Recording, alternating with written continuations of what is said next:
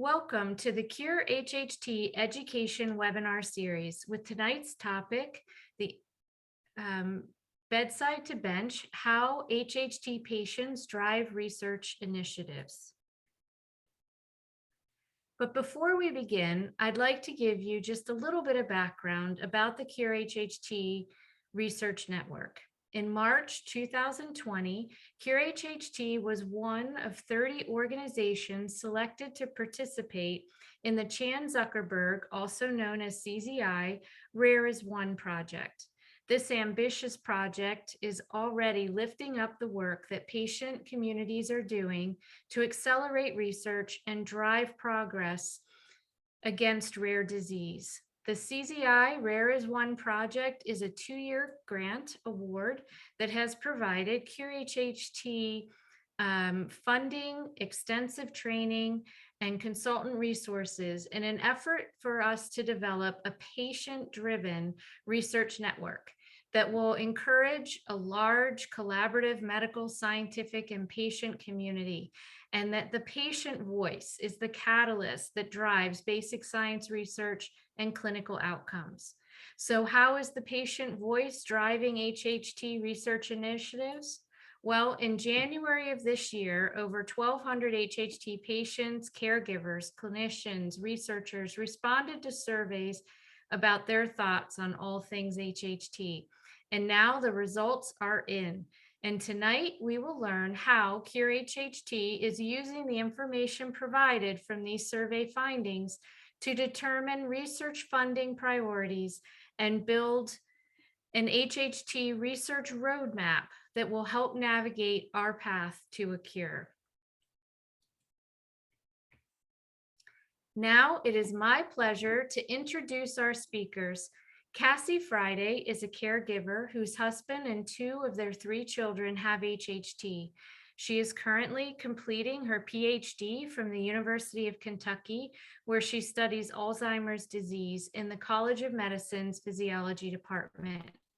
Cassie is a passionate advocate for HHT patients and families and loves to help communicate science in fun, easy to understand ways, which you will appreciate this evening. Dr. Anthony Anzel is currently doing his postdoctorate research at the University of Pittsburgh, conducting research under Dr. Beth Roman and working to understand the genetic and molecular mechanisms that give rise to arteriovenous malformations in HHT. His goal, to develop clinically viable therapies for HHT patients. When Anthony was 15 years old, he was diagnosed with HHT and has since dedicated his life to finding a cure. Dr. Anzel currently serves as a Cure HHT board director as well. So at the end of this presentation, both panelists will be available to answer your questions. So let's begin the program. And while Cassie pulls up her slides, to start the program, I'm going to launch a poll.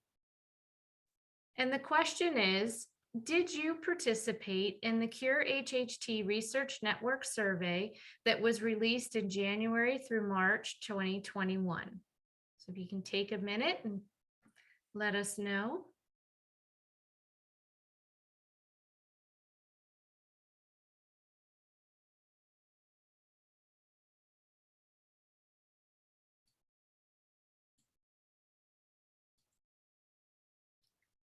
And so, Cassie, here is our audience today.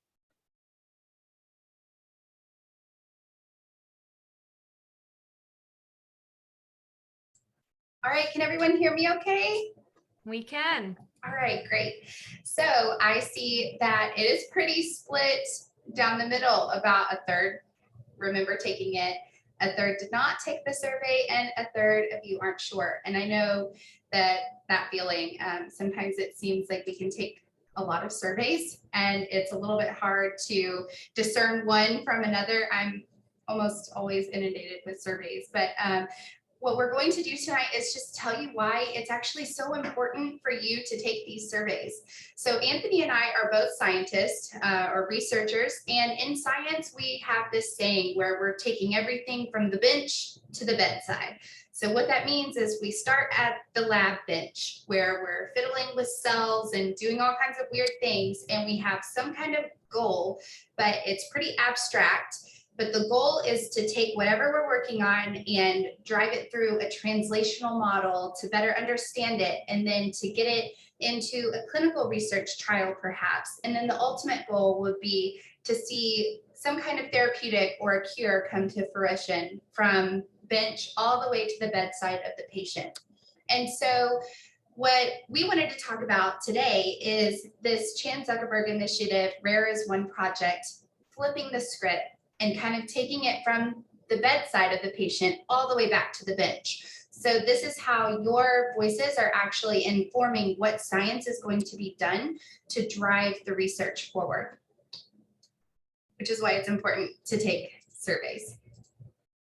So as Nicole said, the Chan Zuckerberg Initiative has selected Cure HHT as one of the 30 organizations for this funding project called the Rare is One project, where they are trying to accelerate research projects or progress for rare diseases. And we all know that rare diseases can struggle in finding funding because they typically don't impact as many people. And that doesn't mean that they're not as important, but that means that sometimes the funding opportunities for them are not as robust. And so this is a really great opportunity for Cure HHT and a really unique way for us to drive the scientific research toward actually making an impact for what patients believe is important.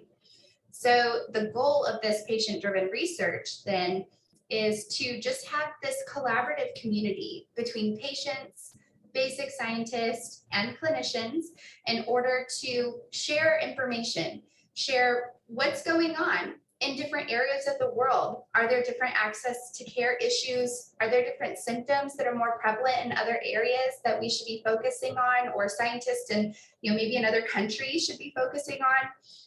So expanding to underserved areas in terms of both medicine and research is really important in this patient-driven research initiative. And then also just developing approved treatments for HHT. There are currently no FDA-approved treatments specifically for HHT, and that's a huge goal of this initiative, is to try to change that. So the first step was to develop a survey. And this survey went out to HHT patients. It had 49 questions, and we got 1,204 survey responses from patients and caregivers. And it included a lot of different topics: the history of the patient's HHT symptoms, age of onset, what treatments they received, and how they thought those treatments were successful or not. And then issues like quality of life, what the patients think are gaps in research. So is there stuff that patients are seeing not being researched or are not being implemented in the clinic that they think are important? And then what are the barriers to patient access of care? And then the scientists got a survey. So 42 HHT scientists answered a survey, and we wanted to know, what is the specific area that is related to HHT that they study? What are the barriers to being more successful in that research? Do they have a lack of resources? Could they use more funding? And then what do they think are the perceived gaps in HHT research? And is that actually corresponding to what the patients think is the gap? And then the ability to share and collaborate with other scientists and clinicians. And then the clinicians got their own survey, and 96 of them answered, and they also had the important question of what their perceived gaps were in the HHT research field. And then how, whereas their collaborative ability between other HHT clinicians and centers of excellence around the world, and what do they believe is the priority for their patients in HHT management and outcomes. So I'm going to focus the first half of this webinar on the patient survey demographics. And we're going to just talk about who answered all these questions and what the results actually were, and then also what they mean. You know, like how much should you read into these results? What do they actually tell you? So you can see on the top graph here, the age distribution of the survey respondents. Most of them were in the middle to upper age category. And our survey respondents were very heavily female and very heavily of the white ethnicity, and most were residents of the United States. This survey was released from January to March of 2021 through the HHT media, newsletters, websites, and their social media platforms. So that's where you would have accessed this survey if you remember taking it. I want to say that right here, that HHT is not just a disease that affects mostly white females in the USA. Okay, so HHT is an equal opportunity kind of disease, and it affects people all around the world of all genders and ethnicities and ages. And so it's very important to take these surveys when they come out so that we can have a more equal representation of the global voice that is driving this HHT research. So 90% of the survey respondents experienced nose bleeding as their first symptom, which is not a surprise. The average age of onset for nose bleeding was usually around 14 years of age. The mode here at the bottom is the most common answer, and the most common answer was 5 years of age, or people remember having their first nosebleed around the age of 5.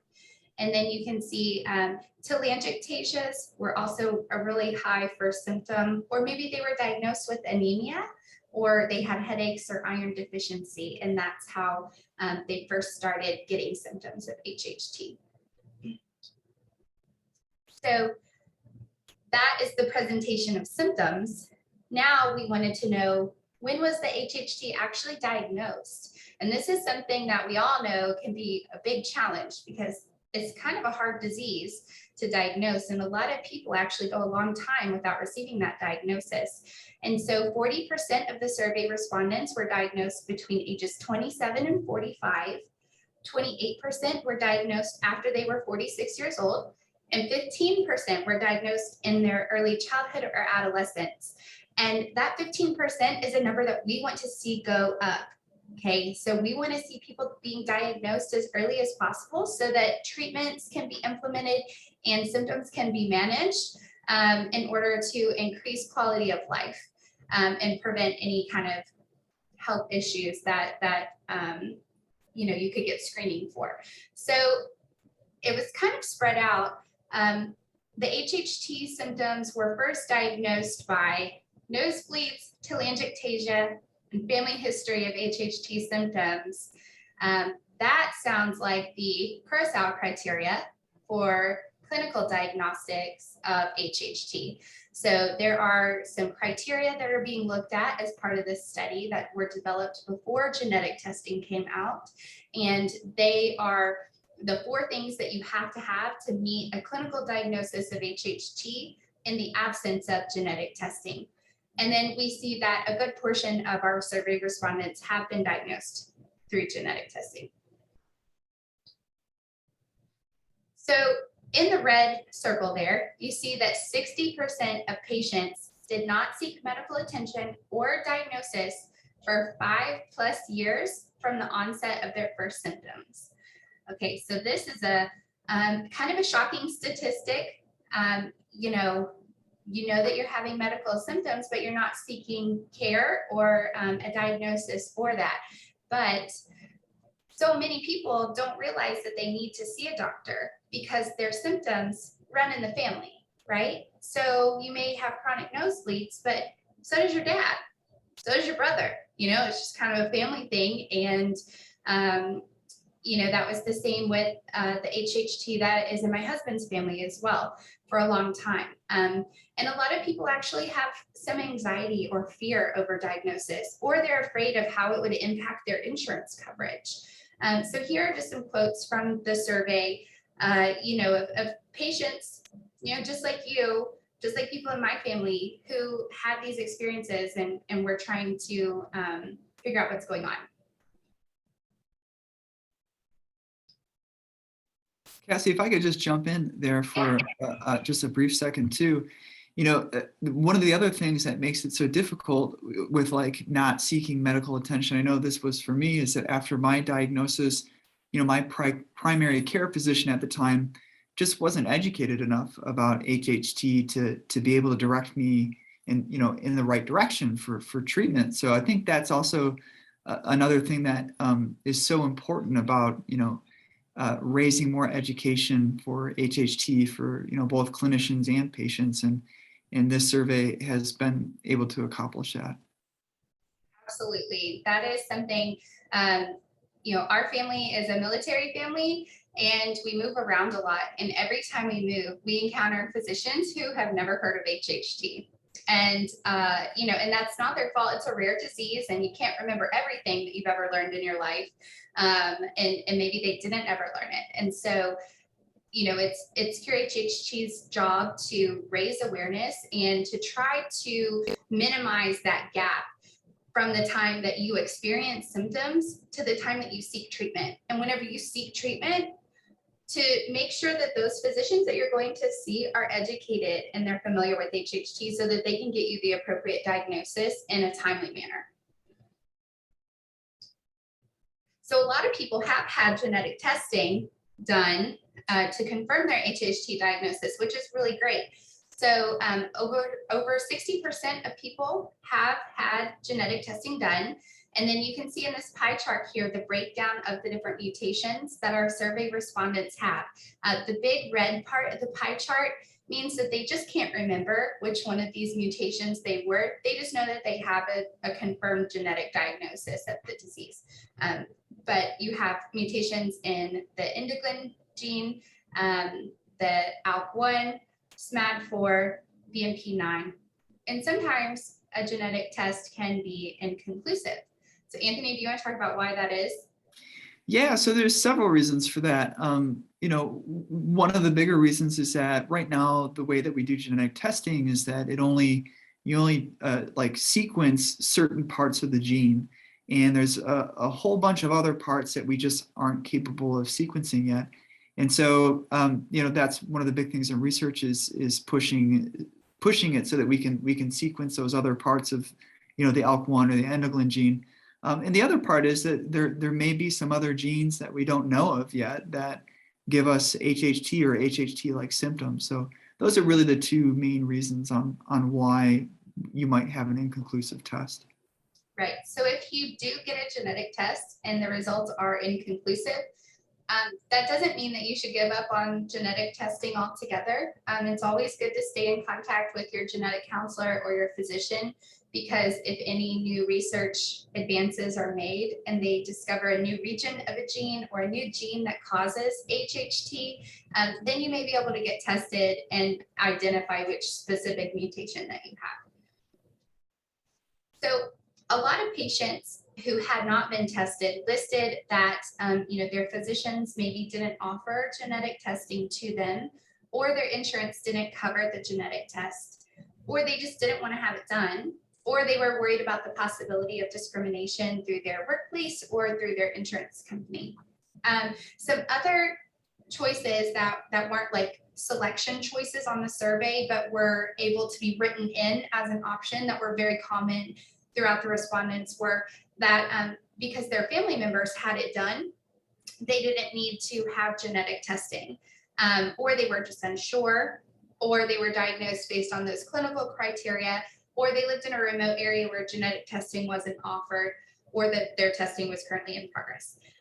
But this specific metric, only 23% indicated knowledge of genetic testing being less expensive after a family member has a confirmed genetic diagnosis of HHT is important.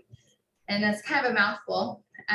So whenever you are the first person in a family to get a genetic test, they need to look at all of those genes. So if I back up here, they need to look at each of these pieces of the pie chart besides that big red chunk, and they need to sequence all of those to see if you have the mutation that would cause HHT. But because it's hereditary, once one person in your family has identified the mutation, then everyone else can get genetic testing done a little bit easier, because instead of looking at all those genes, they're only looking at the one where you know the mutation is. So hopefully that makes sense and can maybe make it less confusing for people to go and get genetic testing done.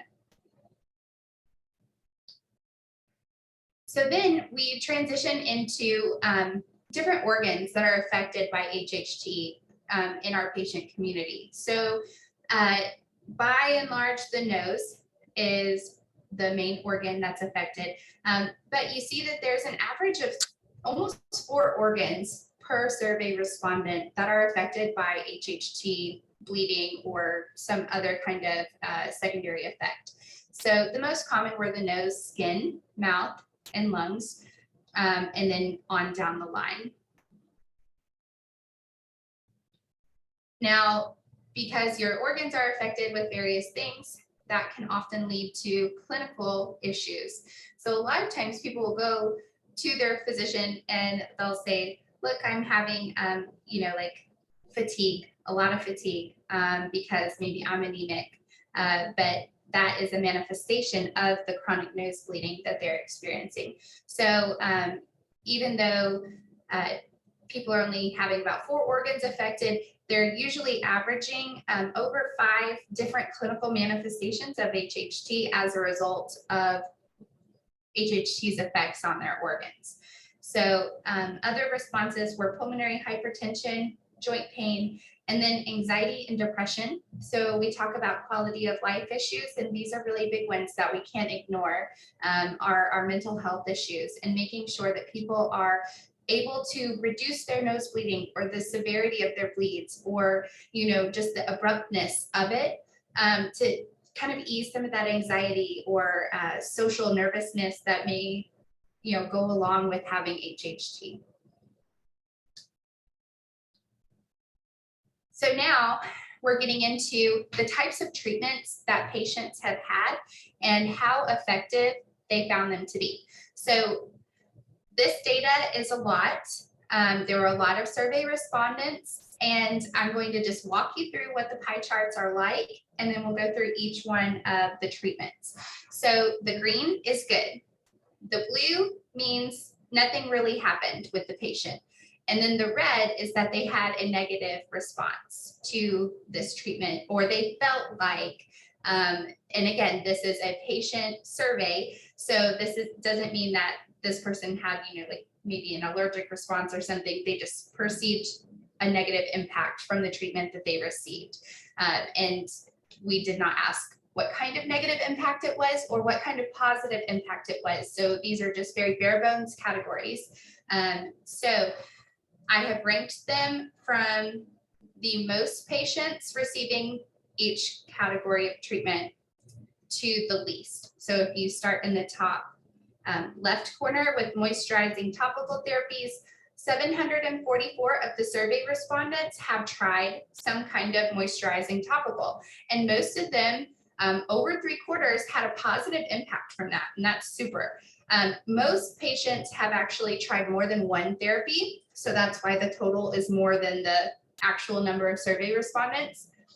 Laser ablation, and then on down the line. Okay, so you can see as you go down towards the bottom right, that the number of patients who responded to the survey decreases. And whenever I go on to the next page, to continue our nosebleed treatment efficacy, or how well the nosebleed treatment works, all the way down at the bottom, only 9 patients have tried pomalidomide. And so this may not be the best indicator of how well that therapeutic works, because only 9 patients have tried it. Whereas if you go back to the topical therapy, 744 patients have tried it. And so, you can kind of take a little bit more weight into that survey response and into that data than, 13 patients on pazopanib or 15 patients with radiofrequency. So most therapeutics, though, have had at least some positive impact on the patient, which is super, super great. So Anthony, do you have anything to add here? Yeah, so I think this is a really good example of why it's so important for, you know, us as patients to like be involved in these clinical trials and to try these different drugs. The really nice thing about the drugs that we have for HHT right now is that they've already been, you're not going to be the guinea pig, you know, for like some crazy symptoms that you might get, because all those studies have already been done with other diseases. So for HHT, we're getting drugs that we know that work and are safe, and we're just seeing if they work for HHT. Yes.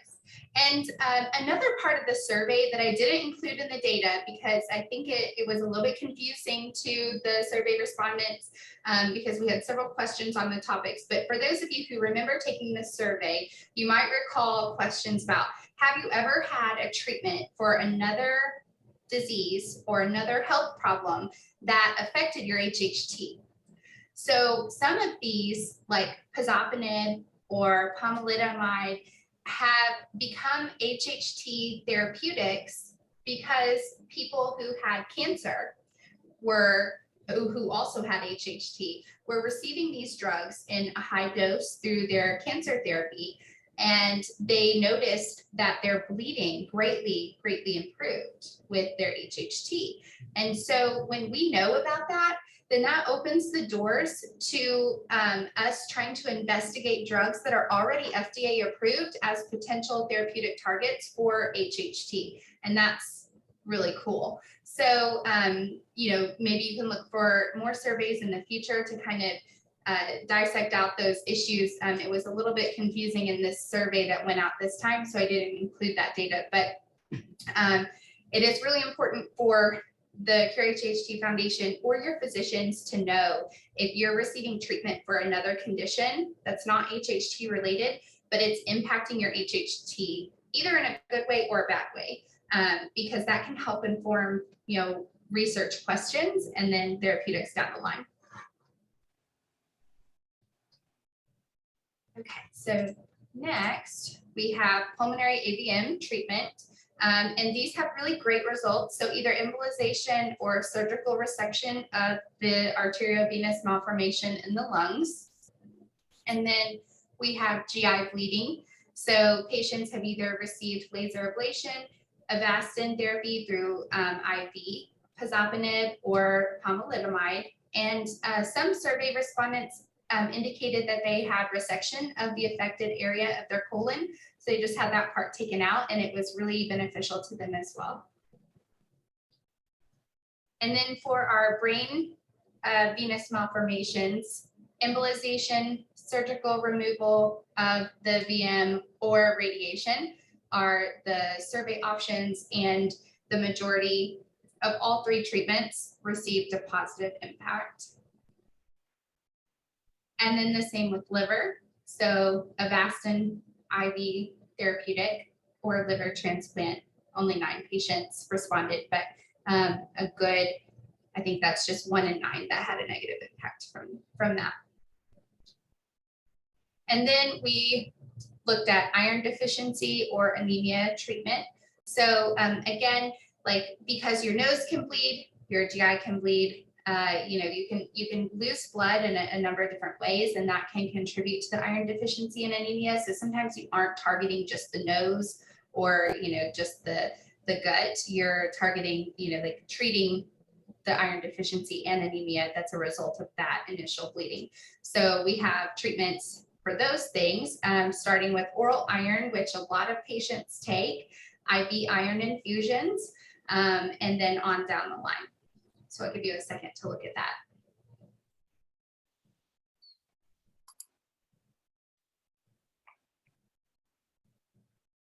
And then again, just a reminder that every person is different. And so the best bet is, you know, maybe you're looking at this and you think, oh man, you know, like IV iron, that seems super great. So many patients have had a really great experience with that. You know, everyone is different, and you want to carefully consult with your physicians who manage your HHT to make sure that the treatment options are going to be the best bet for you.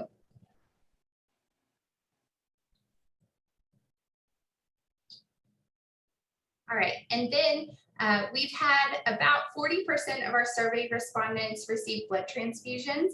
The good news is they only had to have them one time, the majority of them. And then most people have not had a blood transfusion. And very few people get them with a lot of frequency. The average age of onset for blood transfusion was 45, almost 46 years of age. So overall, patients want a cure, right? So that is by and large the thing that patients see as the gap in research is a cure. But how do we get to the cure, right? So how do we stop nose bleeding completely? How do we deal with women's issues like uterine bleeding, pregnancy risk, crazy hormone issues, that are dysregulated with HHT or with bleeding? Gene therapy was a research gap that was identified by patients. The dietary impacts on HHT severity. Most HHT patients know that there are some foods that they just need to stay away from, or else it's going to be, a bad night for them in terms of bleeding severity. And then how do you improve the overall quality of life? And then the most common response was there needs to be education for healthcare providers about HHT. And this is something that we, that's why advocacy is so important. That's why, doing webinars like this is so important. Printing out your guidelines, taking those with you to the doctor is so important because the healthcare providers need to know about HHT so they can give you early intervention, treatment, diagnosis, all the above. All right, I hand it over. All right, Cassie, thank you. So as you know, we've also gave, surveys to different clinicians. And again, those were 96 clinicians that were surveyed. We really wanted to understand, what was important to the clinician. And thankfully, as you'll see through here, a lot of what's important to the clinician is also very important to the patient. I'll say that 65% of those clinicians were located in the US. And 57% of those actually treat at an HHT Center of Excellence. So it's really nice to see that we have these surveys that include a wide range of different clinicians that are not just at HHT centers. But by and large, 60% of clinicians say that office management of epistaxis or nosebleeds is a top area needing more research to achieve a positive impact on HHT patient outcomes. So just as what patients had said, if they can get rid of their nosebleeds, that's what they want, and that's what's going to improve outcomes for the patients.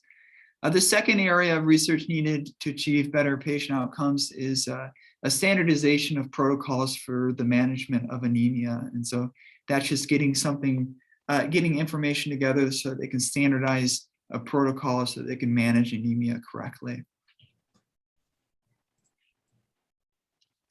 So the next thing we asked is, what are the top 3 anti-angiogenic areas that can improve patient outcomes?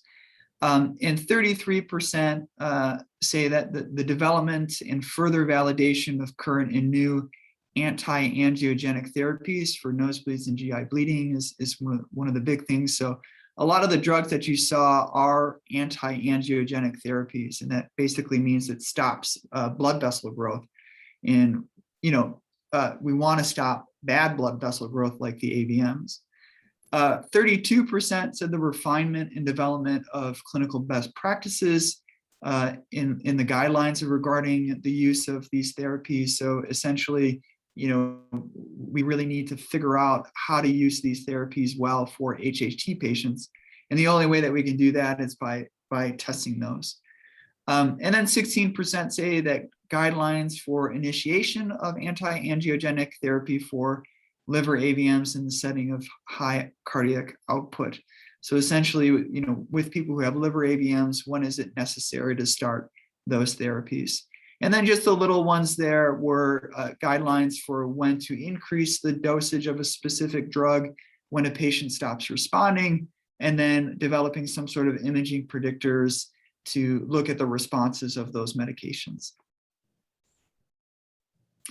So they're also asked the clinicians, what are the top 3 HHT manifestations where successful treatment would positively impact quality of life?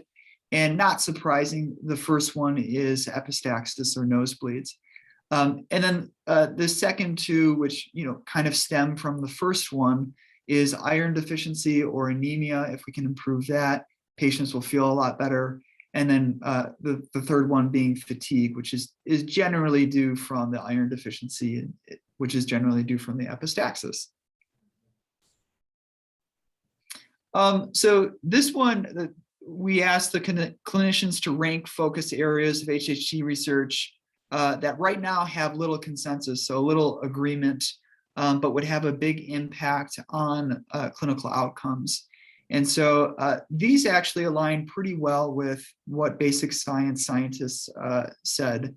But the first one being is understanding the HHT signaling pathways. So if we understand what these signaling pathways do, we can have better treatments that provide better patient outcomes. The next thing is, the second one is impact of HHT genotype on the response to therapeutic agents. So are there specific gene mutations, like do ALK1 patients respond better to pomalidomide, and endoglin patients respond better to Avastin? So those are something that's really important to kind of figure out. The third one is the pathophysiological basis for HHT type 1 and HHT type 2 phenotypic differences. So essentially, again, for the ALK1 patients versus the endoglin patients, why do ALK1 patients tend to have more brain AVMs and endoglin patients tend to have more lung AVMs? What's the pathophysiological basis for this, so that we can create treatments to help these patients? The fourth one, kind of the same as the third one, is the genotype phenotype correlation. So how do the mutations lead to specific symptoms and the severity of those symptoms? Number 5 is the phenotypic mimics of HHT. So these are those other mutations that you might have, like the SMAD4 or mutations in the BMP9 gene. And this is just, understanding more about what is causing these symptoms of HHT that aren't in the normal gene mutations. And then the number 6 one is the pathophysiological basis for classic HHT findings in patients with a negative HHT gene testing. And so essentially what this means is that for the patients that don't have a positive gene test, is it something to do with not being able to figure out or to span the whole genome, or is there certain genetic modifiers or other genes that are accounting for these HHT symptoms? So clinicians, by and large, again, agree that epistaxis management is the top area where more educational programs and collaborations are needed to manage HHT. And this is really important because it's obviously something that affects most HHT patients. So having more education out there for clinicians to better manage this is super important. Some other answers include, iron deficiency and anemia, the pulmonary AVMs, GI bleeding, liver AVM, and high output heart failure, genetic testing. And something that I think is really highly understudied right now is, how HHT affects pregnancy, as well as, prenatal and pre-implantation testing and counseling, which would be like your in vitro fertilization services. So that was the clinicians, and I know I ran through that fast, but I want to give you guys some time to ask questions if you want. So we're going to move to the basic science researchers. So out of this, we had 42 scientists that surveyed, and the survey themes were what area of research did they do? What are the tools and model systems that they use and could use for developing new therapies? What's the perceived lack of resources or collaborations that are needed? And then, of course, what's the most important basic science gap? So for the basic science areas of research, almost 50% study the AVM pathways, the signaling pathways, and the function of these different proteins that are involved in this pathway. Kind of tied in second here, we have other, which is just a whole bunch of other things, but we have the genetics of HHT. So what are those genetic modifiers that may affect the severity of different symptoms? The green bar right here, or piece of pie here, is hemodynamics. So that's essentially the study of how blood flow affects the development of AVMs. And then the purple one here is studying different models of HHT. So trying to come up with preclinical models to be able to test a whole bunch of drugs. So there's a ton of knowledge gaps, and that's shouldn't be surprising from a basic science research point of view. We like to think a lot, and we think about a whole bunch of stuff. But the most important thing that is really important, or the biggest gap we see, is the mechanistic basis for fragile vessels, or the differences in the propensity of those vessels to bleed in different vascular beds. And so this is kind of like, why do brain AVMs have a tendency to bleed, but pulmonary AVMs don't? And if we can figure that out, maybe we can apply some of the same things that happen to the pulmonary AVMs to the brain AVMs so they don't bleed. The second one is preclinical models for drug discovery. So this is something that's currently being done, and we're almost there to getting that done. But essentially, it's a way that we can test a whole bunch of different drugs to see if it can reverse AVMs. The other one is cellular origins of AVMs. So what cells make up AVMs? The role of hemodynamic force, which is blood flow in AVM development. And then BMP ALK1 endoglin signaling. So that signaling pathway. And then there's a couple others here. I'll point out, like, how does the environmental modifiers, or what are the how does the environment affect the disease? The utility of patient-derived induced pluripotent stem cell lines. So that's a really big word of saying, can we take patient cells, change them into endothelial cells, which are the cells that line the inside of blood vessels, and see how, what certain drugs can help that specific patient without actually testing on the patient. So one of the things is scientists agree that HHT research needs a biobank or access to patient samples. It's incredibly important. We have all these models, like we have a lot of animal models that we use that have given us really good discoveries, but there's nothing like the human. So can we take telangiectasias or AVMs that are resected out of humans and do research on those samples to advance and get a better therapies quicker? Better imaging techniques, bioinformatics support, so using really fancy statistics on large data sets to help understand the disease better and what might help patients better. Obviously more funding, we can't do research unless we have money. So having more funding is always at the forefront. One of the things that I think is important is more collaborations with clinicians. As a basic science researcher, we're kind of at the bench all the time, and we kind of miss what this means to patients.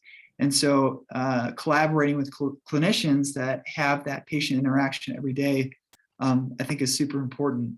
And then, like I've kind of echoed this before, but better models of disease.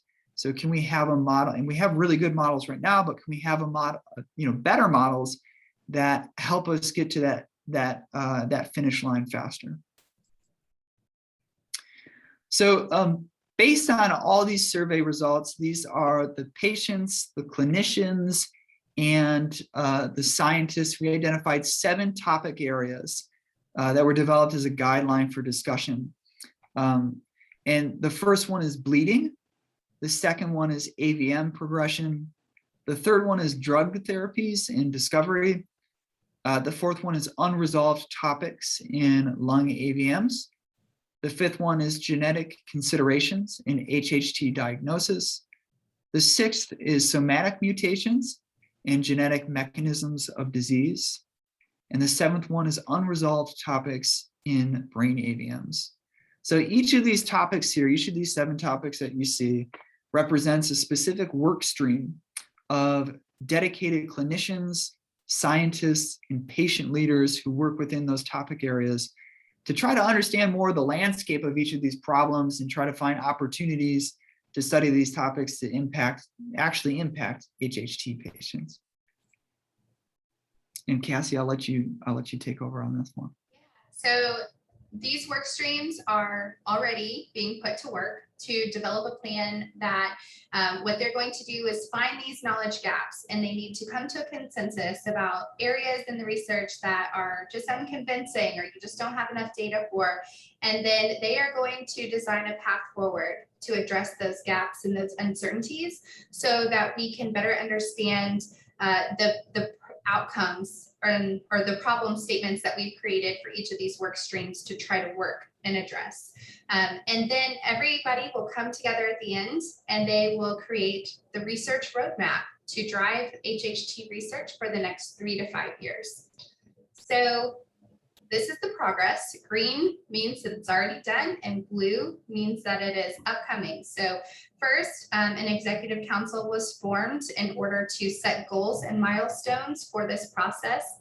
And then they created and disseminated the surveys. And then we established workstream topics. So those 7 topics that Anthony told you about. And then teams of experts, including clinicians and scientists who study HHT, patients, and then people who were knowledgeable about certain things, maybe outside of the field of HHT, were brought together in order to serve on these work streams. So the work streams have launched officially this week, and they're meeting twice monthly. They will come together in a conference in March of 2022 in order to finalize the research roadmap that is completely driven by the voices and the survey responses that we have talked about today. And I think that this is just a really cool opportunity because it's not very often that you really get to see like the tangibles from surveys that go out, right?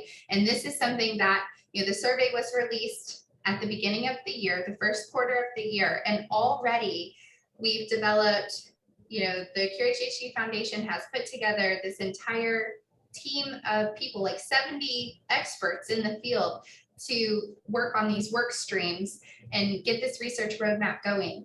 And based on the survey results, they've also developed an HHT International case series to talk about different HHT cases, some grand rounds with clinicians, the formation of an International HHT Center Committee, an Ideas Hub, which is a centralized place for all of those workstream members to share ideas and talk about things and have like a common location for all of their documents.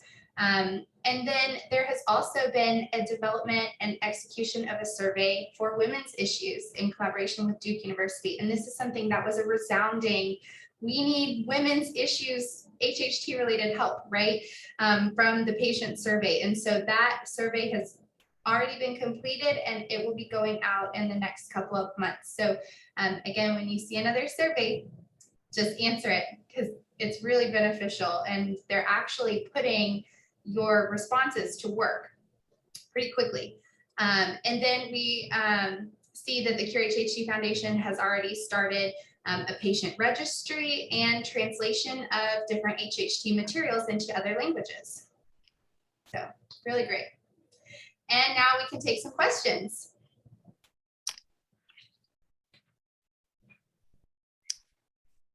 Great. Well, thank you guys so much for that very thorough overview of the analysis of all that data. I know that that was a monster task to undergo, and to come up with 7 work streams like that, where we can have this group of 60, which is an equal number of scientists, clinicians, and patients make up that 60, to come together and over the next 5 to 6 months, working on those topic areas for the convening in March for further discussion. So just really appreciate your time in gathering the data and analyzing the data and now presenting the data to us. So we do have some questions And I am going to say that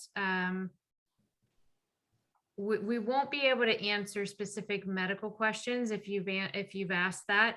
Neither one of our presenters here tonight are physicians. So if you did ask that question, we will try to get an answer to you tomorrow. But let's ask the first question, is asking if there are a database. They're saying that it would be nice for those who have been on therapies to bring them to the attention of researchers, so maybe they can either speak to them or document what is going on. So would either of you like to speak towards patient registries and databases? Yeah, sure. So yeah, that was one of the big things is developing an HHT patient registry so that we can have HHT, clinicians type in into the registry like a lot of different patient information so that researchers can use that patient information to conduct our research, as well as other clinical research as well. So yeah, that's been one thing that's been really big.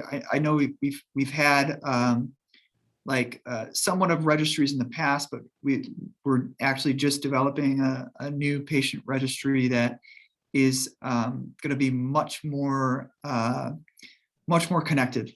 So yeah, that's really on the forefront right now, and we're really excited to launch that very soon. Great. Thank you. So we've had a couple of questions related to genetics.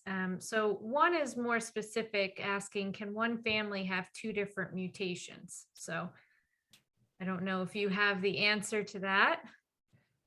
Generally uncommon, but anything is possible in genetics, right? So we understand that HHT is hereditary, right? And that means that you are getting that mutation from one of your parents. But somewhere along the line in your family history, there had to have been a person who was the first person to get a mutation. So that's just kind of like a spontaneous mutation that happened in the genome that then caused HHT. So maybe you have HHT endoglin mutation in your family and someone else in your family had a new mutation just by chance that popped up. That could be a way that it could happen. Okay. And so along that category, do you know what the difference is between just regular genetic testing and genome sequencing? Yeah, so I'll say not much. I guess what I'll say is that genome sequencing is basically sequencing an entire genome. So what that means is that you're sequencing everything. And so that would include like what we call exons and introns, which are just specific parts of sequences that have, they have specific roles, and some of those roles we don't really understand yet. But with the gene sequencing that we do for HHT currently, we're just, instead of doing like the whole ALK1 gene, which is really quite long and has a whole bunch of exons and introns, a lot of what we're doing for those gene testing is just looking at the exons, which eventually become code for what the protein is supposed to be like. So yeah, most of the gene testing that we do now doesn't include some of those intronic sequences. And so we're not really sure like what introns really do. I mean, there's obviously people who are doing research on that, but it could be why some of those negative tests that we see are negative, is because we're not looking at those sequences.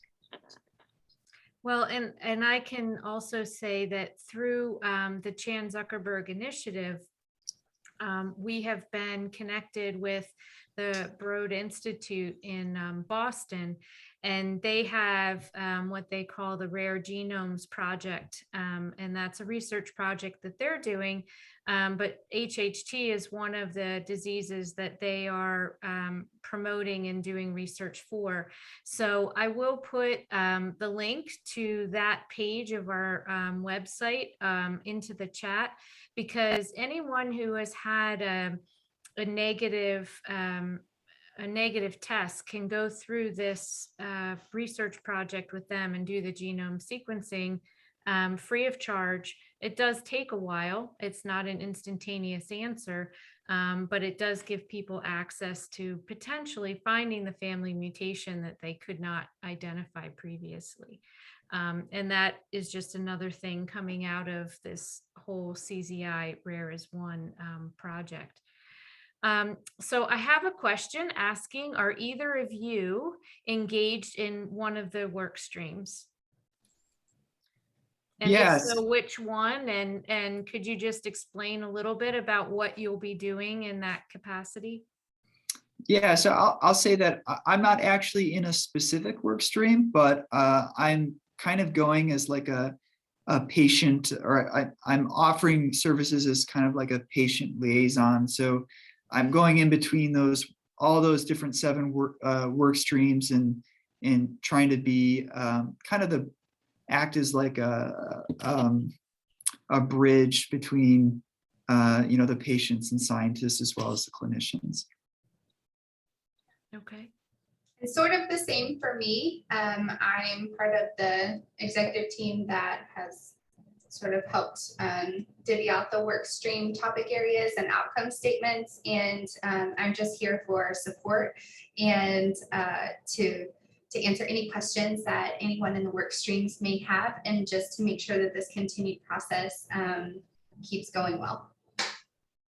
And are you aware then of like what these work streams are going to be doing? Are they going to be doing publication reviews? And, do you know anything about what is involved in that for the next couple of months for them? Yes, so they are getting homework essentially from the work stream leaders, and they are combing through the recent literature of HHT. This has been done pretty extensively in the past with the new clinical guidelines that came out. So between that time and now, there have been other studies published, and they're going through all of those and presenting to their individual work streams the gaps in knowledge that are there related to their topics. Okay, great. Well, thank you for that. And so we have a question asking, how can international patients participate in research? Yeah, so a lot of it seems to be, in North America.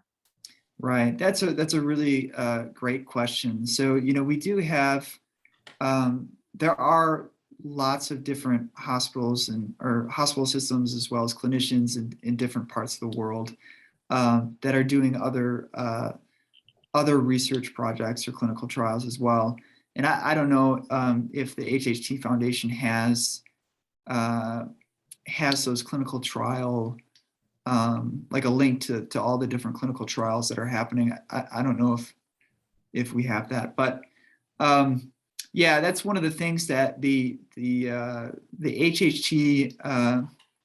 Center Committee, International HHT Center Committee, is really trying to push forward and get more doctors that live in other countries other than the U.S. more involved. And I think the latest one that we had heard about is a couple doctors in Sudan that really want to learn more about HHT. So I think if we can again increase the awareness and increase the education, that'll really make it a lot easier for patients all over the world to not only get care, but also be involved in some of these research studies.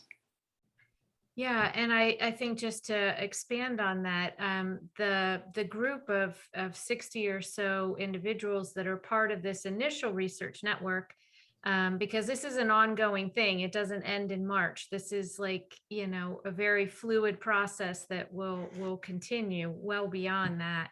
But that's a very international group of physicians and scientists and patients that will be coming in and being a part of that meeting.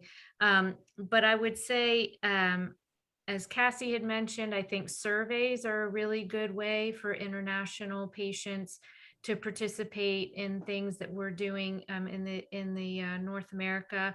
Also, the Brain AVM study is actually an international study, and Cure HHT is a recruiting site for that. So we can recruit international patients, and it's only it's an information only gathering study. So you're not required to go anywhere. You just need to have a conversation and give your medical history with our research coordinator. And then I would also say that just going to clinicaltrials.gov, if you type in under the search hereditary hemorrhagic telangiectasia, or you type in HHT, you will get two slightly different results on typing in the two names. But that actually lists all the clinical trials worldwide.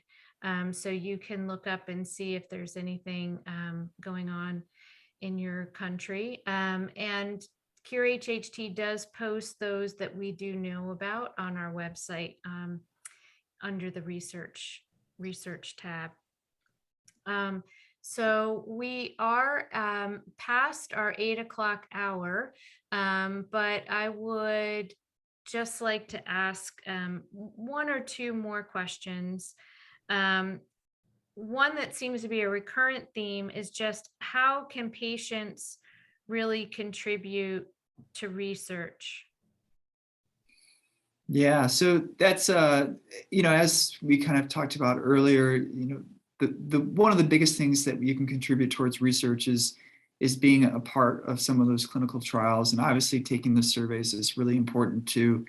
But the only ways that we as basic scientists or even clinicians, the only way that we can figure out what treatments work is if patients actually do those clinical trials and try some of those drugs. And like I said before, the really nice thing is that those treatments and those drugs have already been tested on lots of people, so they're really relatively safe. And we just are trying to figure out if they're good for HHT. The other thing too is, once we get the biobank set up, allowing some of the telangiectasias that are resected, some of the AVMs to be used for those biobanks are a really nice way to help get involved in that sort of research. Great, thank you. And I guess lastly, individuals are asking just about how do we know what different HHT symptoms that you mentioned in your presentation, how will they be incorporated into the work streams? So blood clots were mentioned specifically, migraines were mentioned specifically. And so, how is that tied into the work streams? And then I would just say as an afterthought on that is, how we'll be updating people on the progress of these work streams and the research, kind of like you've just done here tonight with the survey? Right, so there are many different areas that the workstream topics are really large, like bleeding. Wow, that's like a huge topic area. So we tried to make them not organ specific and really just topical based on the things that patients are having trouble with. But again, the work streams are kind of going back to the bench, right? So they're going back to what are the hemodynamics of the blood that are influencing some of the AVM flow or the bleeding, or what are the causes, of bleeding that contribute to migraines or whatever fatigue, anemia that is had. So all of those symptoms that patients have listed are being considered in what mechanisms are driving the symptoms. And that is kind of like where we're taking it back from the bed to the bench. And then again, this is, an iterative process. Like if you missed out on this survey, there's going to be more for sure. Because like Nicole said, this doesn't stop, at the end of the funding period for the Rare is One project. This is a momentous thing. Like we're gaining momentum, and we are figuring out and narrowing down these topic areas that need to be researched, and that's going to continue. So we'll take the outcomes of these work streams, and we'll use the funding that we have through the Rare is One project in order to advance some of these things, maybe figure out something new, apply for more funding, and so on and so forth. Okay, fantastic. Well, on behalf of everyone at Cure HHT, I just want to thank you all for attending tonight's webinar and for staying connected with us. Diseases can only be cured when scientists understand them, and this understanding comes from basic research, which leads to new drugs and treatments, and the evaluation of new drugs and treatments, or the creation of new assessment tools, requires patient participation. So without you, the advancement of a cure for HHT is truly impossible. So we appreciate the over 1,200 individuals that participated in this survey, and we look forward to your participation in future endeavors. So consider clinical trials, consider surveys, and contact Cure HHT if you have any questions about how you can get involved. So during this time of Thanksgiving, we are thankful for our doctors, scientists, healthcare workers, caregivers, our webinar series speakers, and the Chan Zuckerberg Initiative's dedication and commitment to advancing research that will ultimately lead to a cure for rare diseases like HHT around the world. So remember, Giving Tuesday is on November 30th, and Cure HHT is here for you every day as the only patient advocacy organization funding HHT research, providing education materials to patients and providers, advocating for the disease, and expanding treatment centers around the world. So keep an eye on your email inbox and your postal mailbox for some exciting news coming your way soon. And again, I want to thank Cassie Friday and Dr. Anthony Anzel for volunteering their time tonight. This program has been recorded and will be posted on our website. We truly appreciate your participation and hope you have a great evening. Thank you.